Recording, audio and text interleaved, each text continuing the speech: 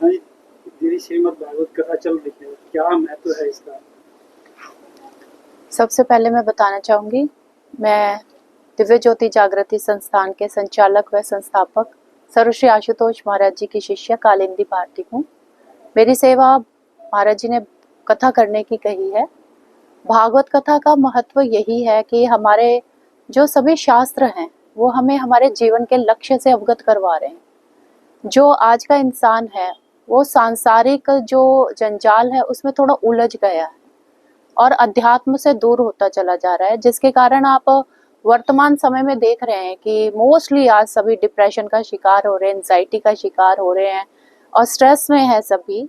तो ये जो हमारा अध्यात्म है, ये भागवत महापुराण है, हमें इस विकारों से निकाल कर, इन सारी मानसिक जो विकृतियां हैं इनसे निकाल कर हमें शांति की ओर लेकर चलती है, ताकि मन में हमारा जो अशांत मन है वो अध्यात्म का संग कर शांत हो सके। ये इसका महत्व है। धर्म की परिभाषा आपके हिसाब से क्या है? हमारे धार्मिक ग्रंथ कहते हैं कि जो धर्म है वो तोड़ता नहीं, धर्म जोड़ता है। महाराज श्री कहते हैं religion is a binding force. और धर्म क्या है? साक्षात उस ईश्वर, उस परमात्मा की प्रत्यक्ष अनुभूति कर लेना। स्वामी विवेकानंद जी जब शिकागो संत सम्मेलन में गए तो उनसे भी ये प्रश्न पूछा गया कि धर्म क्या है। तो उन्होंने कोई लंबा चौड़ा व्याख्यान नहीं दिया, उन्होंने सीधा यही कहा कि ईश्वर की प्रत्यक्ष अनुभूति कर लेना ही धर्म है।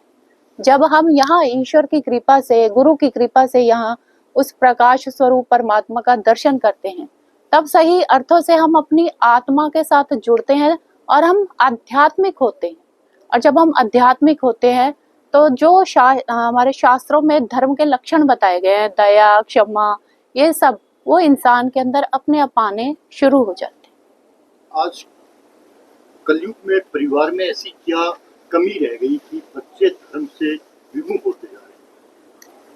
इसका कारण ये है कि हम अपनी भारतीय संस्कृति से दूर होते जा रहे हैं। हमारी जो भारतीय संस्कृति है वो अध्यात्म प्रधान है।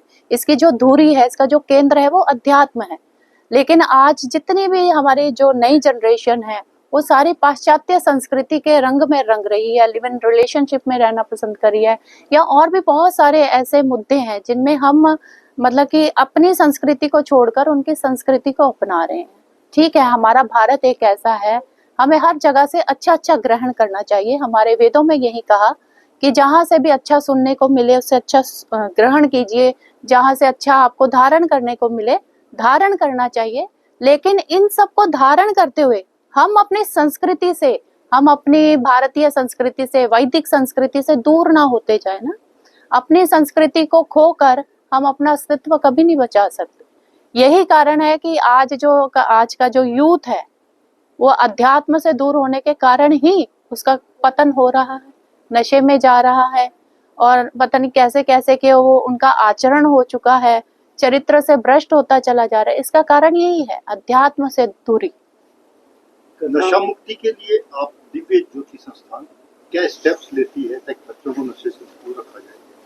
हमारे महाराज जी की कृपा से हमारे प्रकल्प चलता है अंतर क्रांति नशा उन्मूलन कार्यक्रम के तहत।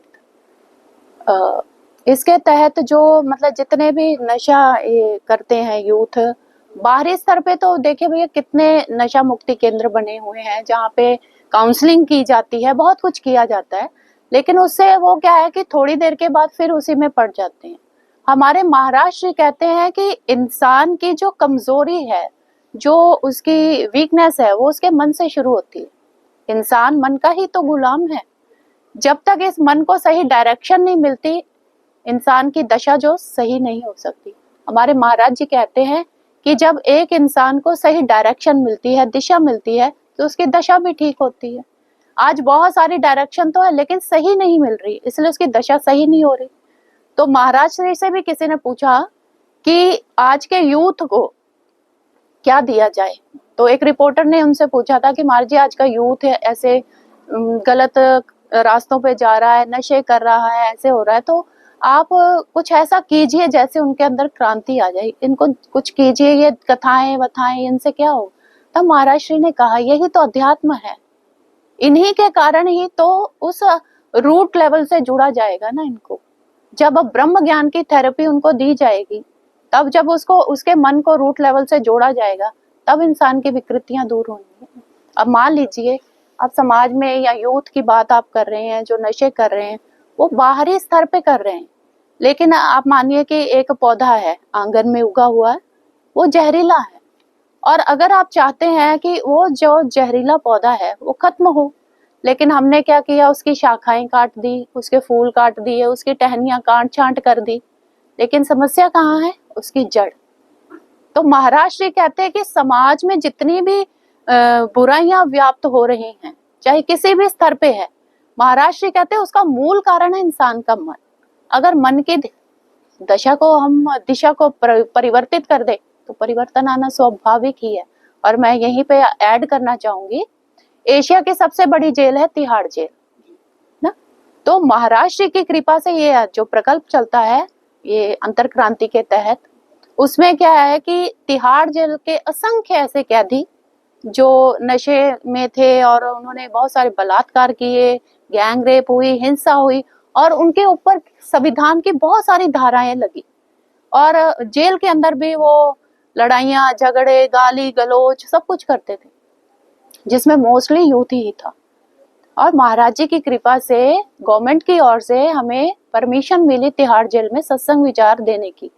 तो वहां पे भी जैसे आप हमें देख रहे हैं, ऐसे ही हमारे जो वॉलंटियर थे, महाराज जी के प्रचारक थे, वहां पे गए और उनको धार्मिक ग्रंथों के आधार पर जो मानव तन का महत्व है वो समझाया, उनको धार्मिक ग्रंथों के आधार पर विचार दिए, उनको मूल्य बताया। और उसके बाद केवल विचार नहीं दिए, क्योंकि विचारों से परिवर्तन नहीं आता है कभी। भगवान श्री कृष्ण जी ने भी तो अर्जुन को पहले विचार ही दिए थे ना। गीता के पहले अध्याय से लेकर 10वें अध्याय तक वो विचार ही दे रहे थे, लेकिन अर्जुन तब भी समझा नहीं। उसके बाद भगवान श्री कृष्ण जी ने अर्जुन को ज्ञान दिया, दिव्यंग ददामि ते चक्षु पश्चिम योगमेश्वरम। अब मैं तुझे दिव्य दृष्टि प्रदान करता, तू मेरे योगेश्वर स्वरूप का दर्शन करेगा। ऐसे ही महाराज जी ने उनको सत्संग विचार नहीं दिए, ये ब्रह्म ज्ञान, यहाँ उस ज्योति का दर्शन भी उनके घट के अंदर करवाया। आज ऐसे ऐसे कैदी थे जिनके ऊपर संविधान की ऐसी धाराएं थी, उम्र कैद की सजाएं थी उनको, लेकिन जब उन्होंने अंदर बैठकर ध्यान साधना किया, जो उनको ज्ञान मिला, उनके व्यवहार में इतना परिवर्तन आया, इतना परिवर्तन कि सरकार ने उनकी सजाएं तक माफ कर दी। परिवर्तन आता है जब मन को सही दिशा मिलती है तो जीवन में परिवर्तन आता। और महाराष्ट्र कहते हैं समाज को अगर आप बदलना चाहते हैं, पहले अपने आप को बदल लीजिए ज्ञान के द्वारा, क्योंकि एक इंसान बदलेगा तो परिवार में परिवर्तन आएगा, परिवार बदलेगा तो एक प्रांत में परिवर्तन आएगा, और एक प्रांत बदला तो एक देश शांत होगा, और जिस दिन देश शांत हुआ एक सारा विश्व शांत होने का सामर्थ्य रखता है। एक आम आदमी इस शिक्षा और सफलता की दौड़ में अपने बच्चे को कैसे संस्कारी बनाए? आज सभी इसी दौड़ में ही है भैया, मोस्टली, है ना। और इसमें क्या है कि हर कोई ये है कि हम सारी सुख सुविधाएं ऐशो आराम प्राप्त कर लें, इसमें होड़ है। अच्छी बात है, करना भी चाहिए, क्योंकि अपनी ड्यूटीज को फुलफिल करने के लिए ये बहुत जरूरी है, इसके बिना गुजारा नहीं है। लेकिन वही बात है, इसके साथ साथ अध्यात्म का जुड़ाव होना जरूरी। जैसे कल आपने अगर कथा में प्रसंग श्रवण किया होगा कि नारायण जी ने लक्ष्मी जी ने नारायण जी का चयन किया, तो ये प्रसंग इसी बात की और संकेत करता है कि माया के साथ साथ अध्यात्म को अगर साथ लेकर चलेंगे तो संस्कार भी दिए जाएंगे, संस्कृति से भी बच्चों को जोड़ा जा सकता है। फिर वो अपनी संस्कृति से वैसा ही प्यार करेंगे जैसे आज वो पाश्चात्य संस्कृति से प्यार कर रहे हैं, क्योंकि जो हमारी संस्कृति है वो रूढ़िवादी नहीं है, वो अंधविश्वास नहीं है। जो हमारे मनीषी थे वो वैज्ञानिक थे, बहुत बड़े बड़े वैज्ञानिक थे, और उन्होंने बहुत बड़े बड़े ऐसे आविष्कार किए। और जो भारत की एक एक परंपरा आप उठा लीजिए, उस हर परंपरा के पीछे एक वैज्ञानिक कारण है। पीपल की पूजा क्यों करवाई गई, तुलसी की पूजा क्यों करवाई गई, इसके पीछे इसलिए था ताकि जो इंसान है, नदियों की पूजा होती थी, कुआं पूजा होती थी, भूमि पूजन होता था। इसका कारण यही था कि जो लोग हैं उनका जो भावनात्मक संबंध है अपनी प्रकृति के साथ जुड़े, है? और जब प्रकृति के साथ जुड़ा था तो ऐसी आपदाएं जिनका सामना आज हम कर रहे हैं तब नहीं था। और जैसे जैसे हमने इस प्रकृति को जड़ समझा, अध्यात्म से दूर हुए, तो कभी सुनामी, कभी भूकंप, कभी बाढ़, हम उसका सामना कर रहे हैं। तो संस्कार हो या प्रकृति से प्रेम करना हो, कोई भी चीज है जो अपनी संस्कृति से प्रेम करना, धार्मिक ग्रंथों को समझना कि हमारे अध्यात्म का केंद्र, तो महाराज जी एक ही बात कहते हैं, उस अध्यात्म के साथ जो आम जन को फिर आप क्या संदेश देना चाहते हैं भी इस भागवत से? वो क्या शिक्षा लेके ग्रहण करें जिससे समाज में कुछ सुधार हो? समाज के सुधार के लिए महाराज जी जो धार्मिक कार्यों के साथ साथ सामाजिक कार्य भी कर रहे हैं। जैसे हमारे बहुत सारे सामाजिक प्रकल्प चल रहे हैं, मंथन चल रहा है, गरीब बच्चों को शिक्षा दी जा रही है। तिहाड़ जेल का आपने सुना, अंतर क्रांति, नेत्रहीन जो लोग हैं उनके लिए भी हमारा प्रकल्प चल रहा है अंतर दृष्टि के तहत, है ना। पर्यावरण संरक्षण चल रहा है। तो इसके साथ साथ महाराज जी ये कथाएं इसलिए आयोजित करवाते हैं कि मानव का जो मूल उद्देश्य है ना, वो क्या है, उस ईश्वर, उस परमात्मा का दर्शन करना। हमारे समस्त शास्त्रों में इस मानव तन की महानता गाई गई है, क्योंकि 84 लाख योनियों के बाद मात्र एक मानव तन ऐसा है जिसमें इंसान अपनी आत्मा का त्राण कर सकता है, ईश्वर का दर्शन कर सकता है। और कैसे करेगा? जब एक पूर्ण सदगुरु हमारे जीवन में आते हैं, वो बाहर से हमें नहीं किसी प्रक्रिया से जोड़ते, वो अपना कृपा भरा हस्त हमारे मस्तक पर रखते हैं और यहाँ जहाँ तिलक लगाते हैं भगवान का शिव नेत्र है, यहाँ सभी के दिव्य दृष्टि है, तीसरा नेत्र है। और जब गुरु कृपा से यह नेत्र खुलता है तो उसी समय साधक अपने ज्योति स्वरूप का दर्शन करता है, जो ईश्वर परमात्मा प्रकाश रूप में हमारे अंदर विराजमान है। तो ये कथा का यही उद्देश्य है कि सभी अपने जीवन के लक्ष्य से अवगत हों, अपने जीवन को जाने, ईश्वर का दर्शन करें। और साथ ही साथ हमने बताया भी कि ये जो कथा आयोजित की गई है, ये सारी जो इससे 2 दान पुण्य सब भक्तगण अर्पित करेंगे। उसके बाद इसका जो आज बाढ़ पंजाब में इतनी आई हुई है, तो उनके लिए भी राहत सामग्री वहां पर पहुंचाई जा रही है।